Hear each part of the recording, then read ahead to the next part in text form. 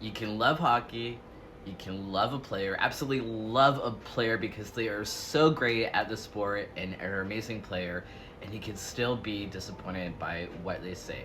Let's talk about it. So today I want to talk about Austin Matthews, and I know he's one of my favorite hockey players, and there's just something that he said recently that I'm just like, like, not that I'm gonna like completely lose respect for the guy. Everyone is entitled to their beliefs and what they believe.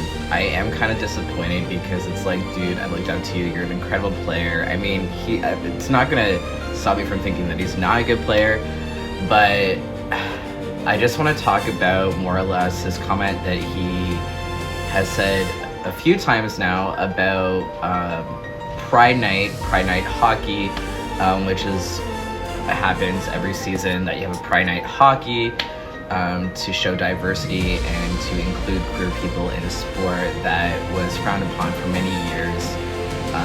And I want to talk about comments that Austin Matthews has said about Pride Night being propaganda. It means a lot more than people want to admit. It's more of a statement that people would like to admit. So we're gonna dive into that, and before we get into this, I just want to say I'm not canceling Austin Matthews. He's still an incredible hockey player. We're not canceling anyone, the NHL or anything, and this isn't about hate. This is about impact, accountability, and who hockey makes room for. So stick around and we are going to talk about that. If you're new here, my name is Liam. I'm a trans man, I'm a hockey player, and a guy who just loves sports. And I'm someone who grew up loving the sport even when it didn't always love me back. Growing up as a girl loving hockey, I was born in the early 90s for context, and even though I was perceived as a tomboy, I always felt like I didn't belong. So hockey has been one of the most important things in my life. It has taught me a lot as well, and I haven't really been able to play as much into my adulthood, but it's something that I'm slowly getting back into. And it's always been one of the most isolating spaces to exist as a queer and trans person. So when conversation about Pride Night came up, I don't see them as abstract debates. I see faces, I see kids, I see teammates, I see my younger self, and that is why we are talking about this as well. And it's great to see things coming to life, such as heated rivalry, which shows you how it is for queer gay men in the sport. And I've also written something for a couple years, and I think I'm finally going to release it about a gay love story when it comes to hockey, but it's different POVs of my life and things that I went through. So if you're interested in that, updates coming on my official Instagram. But let's get back into this topic.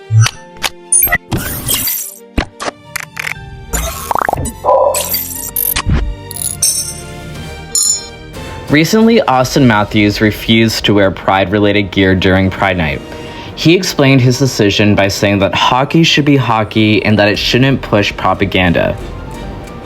And I want to be very clear about something before we go further. Players are allowed to make personal choices, but once you label pride as propaganda, that choice stops being neutral. Propaganda just isn't a random word. It implies manipulation, it implies an agenda, it implies that something is being forced onto people. Pride is not an agenda.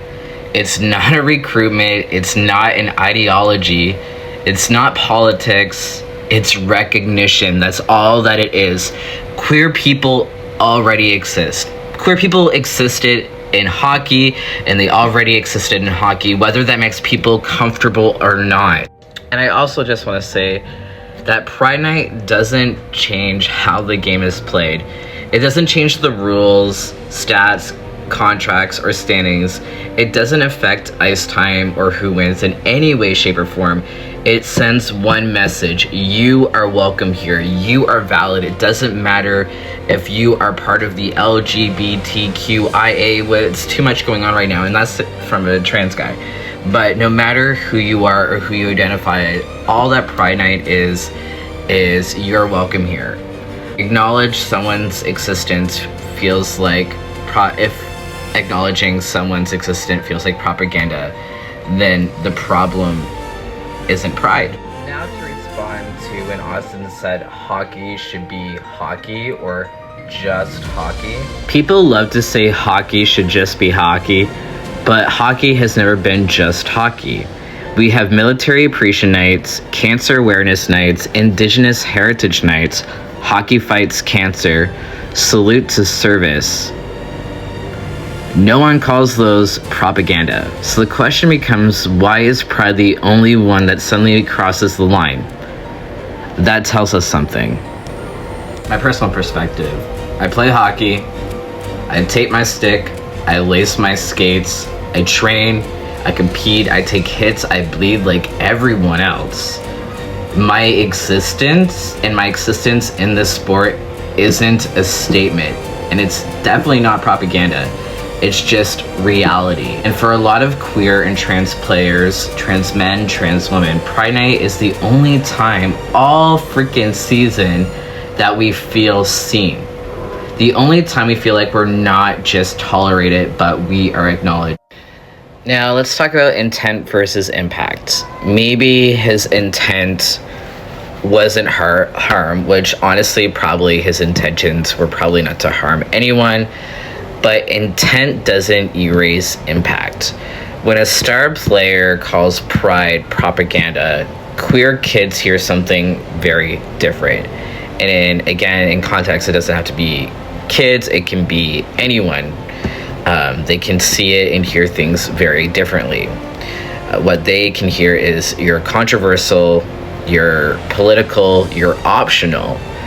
That message sticks, whether it was meant to or it was not meant to. As a fan, this is the part that sucks. I've cheered for this player, I've celebrated his goals, I've respected his talent, and I can still say this choice disappointed me. You can admire someone's skill and still hold them accountable for their words. Those two things can exist at the same time. Being an ally in hockey doesn't mean speeches, it doesn't mean perfection. It means understanding that your comfort matters less than someone else's safety. It means recognizing the weight your words carry when millions are listening. Hockey is hockey, and queer people are part of it, whether you wear the jersey or not. Pride doesn't change the game.